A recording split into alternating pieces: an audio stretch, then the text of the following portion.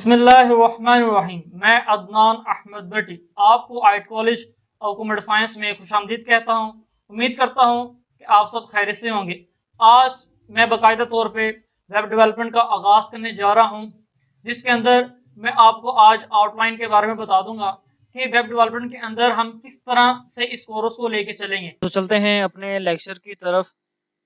Web development का क्या मतलब है? इसका मतलब ये है कि वेबसाइट को बनाना, वेबसाइट को डेवलप करना। और वेबसाइट को कैसे डेवलप किया जाता है वो जानने से पहले हम सबसे पहले डेफिनेशन पढ़ लेते हैं कि वेबसाइट होती क्या है। A collection of related web pages is called website.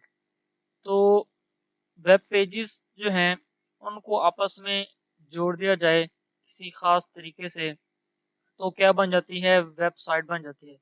अब ये वेब पेज क्या है, वेब पेजेस क्या हैं और ये कैसे बनते हैं, ये हम सीखेंगे इंशाल्लाह। तो सबसे पहले हम वेब पेज के बारे में पढ़ लेते हैं कि वेब पेज क्या चीज़ है। A page that contains HTML elements is called a web page। तो ऐसा पेज जिसके अंदर क्या हो, HTML एलिमेंट्स हों, उस पेज को हम बोलते हैं वेब पेज। तो वेब पेज बनाने के लिए आपको कुछ हद तक समझ आ रही होगी कि हम क्या यूज़ करेंगे, HTML एलिमेंट्स यूज़ करेंगे वेब पेज बनाने के लिए। तो वेब पेज जब बन जाएगा, एक वेब पेज, दो वेब पेज, अगर दो से ज़्यादा वेब पेजेस बनाएं या एक से ज़्यादा वेब पेजेस बनाएं और उनको आपस में एक दूसरे के साथ जोड़ दिया जाए तो क्या बन जाएगी? वेबसाइट बन जाएगी। तो इस तरह से हम एक वेबसाइट को बना सकते हैं। HTML एलिमेंट्स क्या हैं मजीद हम इंशाल्लाह नेक्स्ट लेक्चर के अंदर डिस्कस करेंगे। अभी के लिए हम मजीद ये पढ़ते हैं, ये सीखते हैं कि किसी भी वेबसाइट को बनाने के लिए कौन कौन से मेजर पार्ट्स हैं, वेबसाइट के कितने पार्ट्स हैं और सबसे पहले हमें कौन सा हिस्सा बनाना चाहिए, डेवलप करना चाहिए, वो हम पढ़ लेते हैं। अब website consist of two major parts, कौन कौन से पार्ट्स हैं वो हम देख लेते हैं। पहले नंबर पे जो पार्ट है वो है फ्रंट एंड। सेकंड नंबर पे जो पार्ट है वेबसाइट का वो है बैक एंड। अब ये फ्रंट एंड क्या चीज़ है और बैक एंड क्या चीज़ है, इसके बारे में वन बाय वन एक एक करके हम आज के लेक्चर में ही इसको कवर कर लेते हैं। तो सबसे पहले हम चलते हैं फ्रंट एंड की तरफ। फ्रंट एंड क्या है? The physical appearance of a website that can see in a web browser is called front end. तो फिजिकल अपीयरेंस का मतलब ये है कि जो आपको वाज़े तौर पे नज़र आ रही हो। कहाँ पे नज़र आ रही हो? वेब ब्राउज़र के अंदर। जब भी आप किसी भी वेब ब्राउज़र के ऊपर कोई वेबसाइट को सर्च करते हैं, मिसाल के तौर पे गूगल क्रोम के ऊपर अगर आप किसी वेबसाइट को सर्च करें तो आपके सामने जो चीज़ नज़र आएगी उसको हम बोलेंगे front end of a website. तो वेबसाइट का जो फिजिकल पार्ट आपको नज़र आ रहा होता है जिसके अंदर कुछ टेक्स्ट होता है, कुछ इमेजेस होती हैं, वो मैं अभी आपको दिखा दूंगा। मिसाल के तौर पे हम ले लेते हैं कि दी वेबसाइट ऑफ पाक आर्मी। अगर आप इस लिंक को सर्च करें तो आपके पास एक वेब पेज आ जाएगा, वो कुछ इस तरह का होगा। तो मैंने यहाँ पे वहाँ से स्क्रीनशॉट लेके यहाँ पे लगा दिए। तो ये एक वेब पेज है, ये वेबसाइट है पूरी और उसका एक पेज है और उसके अंदर काफ़ी सारे पेजेस होंगे। ये साइट के ऊपर पेजेस के लिंक्स आ रहे होंगे, ऊपर भी पेजेस के लिंक आ रहे होंगे और ये बटन्स हैं जहाँ पे आप क्लिक करके डिफरेंट मेन्यूज, डिफरेंट पेजेस के ऊपर जा सकते हैं। तो यहाँ पे ये जो फिजिकल आपको शक्ल नज़र आ रही है किसी फॉर्म के अंदर, किसी तरीके से, किसी खास अंदाज से, इसको हम क्या बोल रहे हैं? फ्रंट एंड बोल रहे हैं। अब ये क्वेश्चन पैदा होता है कि ये फ्रंट एंड जो आपको नज़र आ रहा है ये कैसे बनाया जाएगा, इसके लिए हमें क्या क्या चीज़ें चाहिए बनाने के लिए, वो हम अभी के लेक्चर में, आज के लेक्चर में समझ लेंगे। और इसी के साथ साथ हमारी आउटलाइन भी जो है वो कोर्स की वो कवर अप हो जाएगी। सबसे पहले नंबर पे हम ये देख लेते हैं कि फ्रंट एंड को बनाने के लिए कौन कौन सी चीज़ हमें चाहिए। तो पहले नंबर पे है HTML। तो HTML एक हाइपर टेक्स्ट मार्कअप लैंग्वेज है। तो हम यहीं से स्टार्ट करेंगे अपने इस वेब डेवलपमेंट के कोर्स का और HTML को डिटेल से पढ़ेंगे। अभी के लिए इसका छोटा सा ओवरव्यू मैं आपको बता दूं कि ये एक स्क्रिप्टिंग लैंग्वेज है। किस लिए इस्तेमाल की जाती है? Create structure of a web page.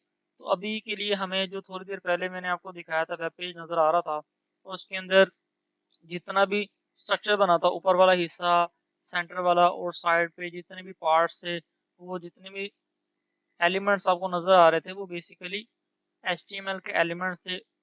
वही ये सारा वेब पेज स्ट्रक्चर उसका वेब पेज का डिज़ाइन करता है। HTML लैंग्वेज की मदद से ही, इसके एलिमेंट्स की मदद से हम करेंगे इंशाल्लाह। तो सेकंड नंबर पे है CSS। CSS क्या है, इसके बारे में भी हम इंशाल्लाह करेंगे जब हम HTML मुकम्मल कर लेंगे, और फिर हम मूव करेंगे CSS की तरफ। CSS का सिंपल सा ओवरव्यू ये है कि ये एक स्टाइल शीट है that can apply styles on HTML elements। तो वेब पेज के ऊपर आपको नजर आ रहा था कि कुछ एलिमेंट्स ऐसे हैं जिनका कलर डिफरेंट है, कुछ डिफरेंट तरीके से शो हो रहे हैं, और कुछ बड़े हैं कुछ छोटे हैं। तो जितना भी स्टाइल है, कलरफुल बनाना, किसी एलिमेंट्स के ऊपर स्टाइल अप्लाई करना, वो किसका काम है? CSS का काम है। HTML ने आपको स्ट्रक्चर फ्राहम करना है, और CSS ने आपको एक खूबसूरती ब्यूटीफुल तरीके से जो है वो उस एलिमेंट्स को प्रेजेंट करना है, उस एलिमेंट्स को दिखाना है, ताकि आपको वेब पेज पढ़ते हुए, समझते हुए आसानी हो, और आपको किसी भी किस्म की मुश्किलात पेश ना आए। आप आसानी से एक पेज से दूसरे पेज की तरफ मूव कर सकें, आपको वादे तौर पर हर एक एक एलिमेंट नज़र आ रहा हो, वो CSS की मदद से ही आप उसको स्टाइल के ज़रिए से बना सकते हैं ब्यूटीफुल। तो नेक्स्ट चलते हैं हम जावास्क्रिप्ट। जावास्क्रिप्ट के बारे में ये मैं आपको बता दूं कि ये एक प्रोग्रामिंग लैंग्वेज है। इसका छोटा सा ओवरव्यू मैं आपको दे देता हूँ। ये एक प्रोग्रामिंग लैंग्वेज है जो कि किस लिए इस्तेमाल की जाती है? Manipulate and validate data. तो फ्रंट एंड के ऊपर डिफरेंट किस्म के फॉर्म बाज़ दफ़ा हम सबमिट करते हैं। मिसाल के तौर पे आपने पाक आर्मी में ज्वाइनिंग करनी है, तो वहाँ पे ऑनलाइन आपको फॉर्म फिल करना पड़ता है। तो वहाँ पे वैलिडेशन लगी होती है कि आपने ये चीज़ एंटर करनी है, ये चीज़ नहीं एंटर करनी। तो डिफरेंट किस्म का डेटा जब आप एंटर कर रहे होते हैं, तो आपको कुछ जो है इंफॉर्मेशन जो है हेल्पिंग मिल रही होती है उसी वेब पेज के ऊपर जहाँ पे आप इंफॉर्मेशन प्रोवाइड कर रहे होते हैं। तो वहाँ पे ये जितनी भी वैलिडेशन और मैनिपुलेशन वगैरह है, वो जावास्क्रिप्ट के जरिए से की जा रही होती है। तो ये एक प्रोग्रामिंग लैंग्वेज है। तो ये भी हम इंशाल्लाह करेंगे। तो ज़्यादा फोकस हम जावास्क्रिप्ट के ऊपर ही करेंगे, क्योंकि HTML और CSS ये बेसिक्स हैं।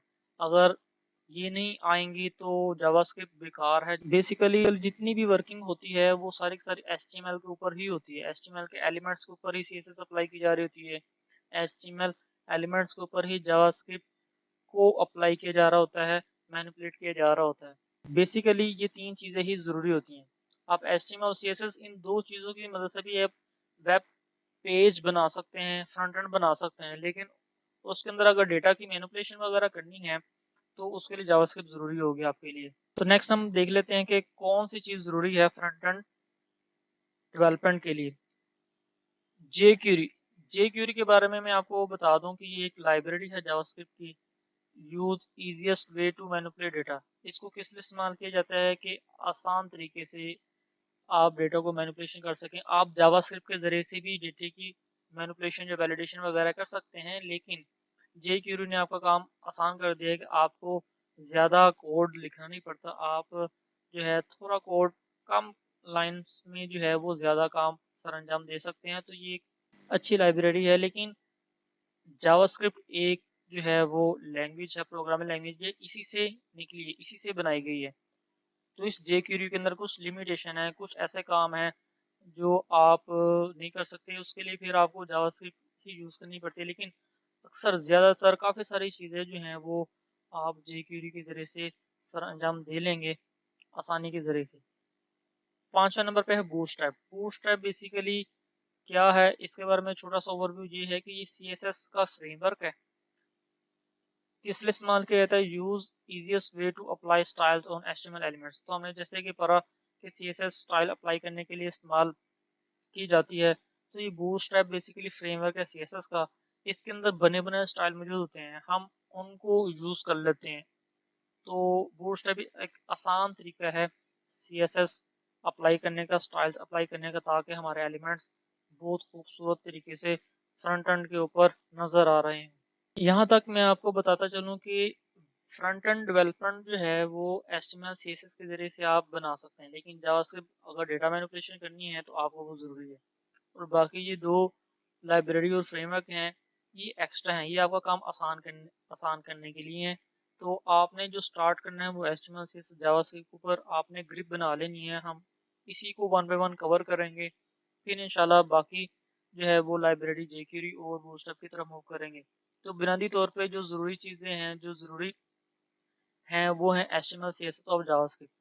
तो अगर आपने फ्रंट एंड डायनामिक बनानी है, डायनामिक बनाने का मतलब ये है कि आपने जो है बगैर पेज को रिफ्रेश किए, मतलब एक दफ़ा आपने वेबसाइट लोड कर ली है, आपको नज़र आ रही है, तो आप बार बार उसको रिफ्रेश किए बगैर आप एक चीज़ से दूसरी चीज़ शो करवा सकें, तो ये डायनामिक होगा। तो डायनामिक में एक ये भी फ़ायदा होता है कि आप एक चीज़ बना लेते हैं, आपने कोई वेब पेज का एक पार्ट बनाया और आपने उसको काफ़ी जगहों पे यूज़ करना है, तो आप आसानी से बार बार उसको यूज़ कर सकते हैं और आपको बार बार रिफ्रेश करने की, पेज को बार बार रिफ्रेश करने की ज़रूरत नहीं पड़ेगी।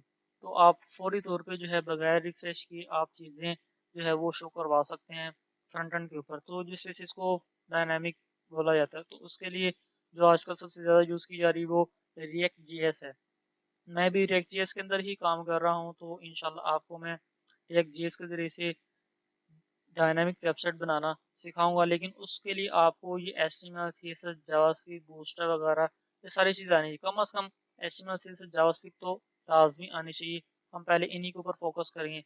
रिएक्ट जेएस के बारे में थोड़ा सा पढ़ लेते हैं कि ओवरव्यू इसका क्या है। जावास्क्रिप्ट लाइब्रेरी है use to create front end of a website dynamically. तो ये कंप्लीट जो है वो वेबसाइट बना देती है, फ्रंट एंड मुकम्मल तौर पे फ्रंट एंड बन जाता है इस रिएक्ट जेएस के अंदर। इसी के अंदर HTML भी आ जाती है, इसी के अंदर आप CSS यूज़ कर लेते हैं, इसी के अंदर जावास्क्रिप्ट, क्योंकि ये जावास्क्रिप्ट की लाइब्रेरी है तो आपको अलग से जावास्क्रिप्ट यूज़ करने की ज़रूरत नहीं पड़ती। इसी के अंदर ही हम जो है ना रिएक्ट का अपना सिंटैक्स, अपनी कुछ चीज़ें यूज़ करते हुए हम बना लेते हैं आसानी से। तो ये हमारा काम बहुत आसान कर देती है। एक और लाइन इसके बारे में पढ़ लेते हैं। React JS use components that can renders dynamically without refresh a page. जो मैं अभी बात कर रहा था थोड़ी देर पहले कि रिफ्रेश किए बगैर। अब रिफ्रेश क्या होता है, पेज एक दफ़ा आपने सर्च कर लिया वो आपको नज़र आ जाता है, तो बार बार आप उसको रिफ्रेश करें दोबारा से एंटर करके, या वेब ब्राउज़र के ऊपर रिफ्रेश का बटन होता है उसको रिफ्रेश करें तो दोबारा से एक एक एलिमेंट लोड होता है, तो उसके अंदर काफ़ी टाइम लगता है। तो बगैर आप इस कॉस्ट से, इस चीज़ से बचने के लिए जो है ना आजकल के दौर में जो सबसे ज़्यादा यूज़ हो रही है वो रिएक्ट जैसे डायनामिक वेबसाइट यूज़ हो रही है, ताकि हमारा जो है इंटरनेट कम यूज़ हो और वेबसाइट फास्ट हो। अब हम चलते हैं बैकएंड डेवलपमेंट की तरफ के बैकएंड डेवलपमेंट क्या है, बैकएंड क्या चीज़ है, उसके बारे में पढ़ लेते हैं। बैकएंड क्या है? The logical part of a website that can manage the all functionality of data and user interaction with server is called backend. तो बैकएंड क्या है? लॉजिकल पार्ट है वेबसाइट का, जो कि आपको नजर नहीं आ रहा होता, लेकिन असल में जो है वो सारा का सारा काम बैकएंड ही कर रहा होता है। वो सारी मैनेजमेंट जितनी भी फंक्शनैलिटी है डेटा की, आप फ्रंट एंड से फॉर्म तो फिल करके सबमिट कर देते हैं, अप्लाई कर देते हैं अगर आपने कहीं पे अप्लाई करना हो फॉर्म फिल करके, लेकिन उस डेटा को पकड़ना और बैकएंड पे डेटा बेस के अंदर सेव करवाना, उसके ऊपर जितनी मैनिपुलेशन है, जो जो भी काम करना है वो सारा बैकएंड ही हैंडल करना है। और यूजर ने सर्वर के साथ जितनी भी इंटरेक्शन है, कोई डेटा सेंड करना है या डेटा रिसीव करना है सर्वर से दरमियान में, हम जितनी भी प्रोग्रामिंग है वो बैकएंड डेवलपमेंट में करते हैं। सारा का सारा काम बैकएंड में किया जाता है। तो बैकएंड डेवलपमेंट के लिए हमें क्या चीज़ें ज़रूरी हैं? अगर हमें बैकएंड डेवलपमेंट करनी है तो आपको कोई भी एक प्रोग्रामिंग लैंग्वेज आनी चाहिए। तो प्रोग्रामिंग लैंग्वेज के अंदर ही हम जो है वो बैकएंड डेवलपमेंट कर सकते हैं। कौन कौन सी प्रोग्रामिंग लैंग्वेज हो सकती है? जैसे PHP है, पाइथन है, Node.js है।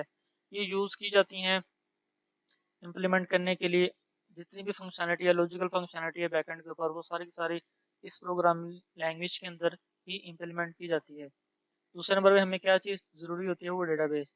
तो डेटाबेस क्यों ज़रूरी है? डेटाबेस का मतलब ही डेटा को सेव करवाने की जगह।